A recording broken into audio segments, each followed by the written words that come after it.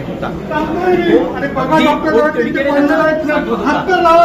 माझ्या भावाचा अशा तुम्ही लक्ष द्या परंतु ते डॉक्टर त्यांची खुर्चीवरून उठून पुढे जात नव्हते किंवा त्या पेशंटला बघायला जात नव्हते. एवढा केविलवाणा प्रकार या ठिकाणी आज घडला, याचं खरंच आज या ठिकाणी दुःखही तेवढं, कारण आमचा सहकारी आहे, माझा सहकारी होता तो, आणि तो आज अशा पद्धतीनं त्याचा मृत्यू झाला. हे अगदी म्हणजे केविलवाणी गोष्ट आहे. म्हणजे मॅडम आता काय निर्णय घेतात त्याच्यावरती आपण नंतर बोलू. नमस्कार, मी स्वप्नील अशोक रोकडे, विधानसभा अध्यक्ष कल्याण पश्चिम राष्ट्रवादी काँग्रेस पक्ष शरदचंद्र पवार गट.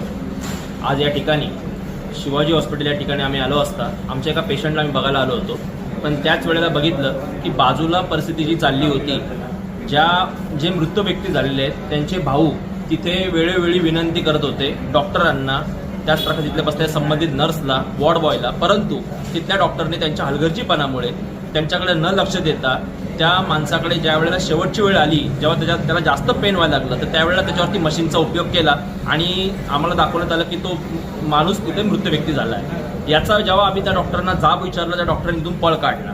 त्यावेळेला जेव्हा पळ काढल्यानंतर तिथले जे संबंधित डॉक्टर आहेत त्या लोकांनी डीन मॅडमला फोन केला. डीन मॅडम स्वप्नाली कदम या ठिकाणी आले. आम्ही त्यांना तात्काळ सांगितलं की या ठिकाणी जी परिस्थिती चाललेली आहे, एक पेशंट आपल्या स्वतःच्या आईला व्हीलचेअरवरून स्वतः इकडे तिकडे फिरवते, तिथले वॉर्ड बॉय आहेत कुठे. तिथे ज्या वेळेला आम्ही संबंधित आलो, जो व्यक्ती होता त्याच्या पायातलं पाणी, त्याच्या पायातलं रक्त त्या ठिकाणी पडलं होतं, तरी पण तिथे स्वच्छता करायला कोणी इथे अवेलेबल नव्हतं. इथे जी गोरगरीब जनता येते त्या गोरगरीब जनतेला इथं व्यवस्थित न्याय भेटला जात नाही.